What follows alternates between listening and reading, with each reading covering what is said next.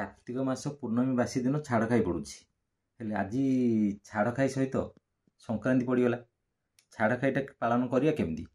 ତ ଘରେ ବର୍ତ୍ତମାନ ଆମର ସାଧା ମାଛ ତିଆରି କରିଛନ୍ତି। ସାଧା ମାଛକୁ ତରକାରୀ ଆଉ ଖଟା ଟିକେ ହେଇଛି। ଆଜି ସାଧା ମାଛରେ ଚଳେଇଦେବା। ଆପଣମାନେ ମଧ୍ୟ ଏଇଭଳି ସାଧା ମାଛ ତିଆରି କରନ୍ତୁ ଆଉ ସାଧା ମାଛ ସହିତ ଖାଆନ୍ତୁ, ବଢ଼ିଆ ଟେଷ୍ଟ ଲାଗିବ। ଆଜି ଦିନଟା ବେଶ ଭଲରେ କଟିବ ଆଉ ଛାଡ଼ ଖାଇ ପାଳନ କଲା ଭଳିଆ ଲାଗିବ।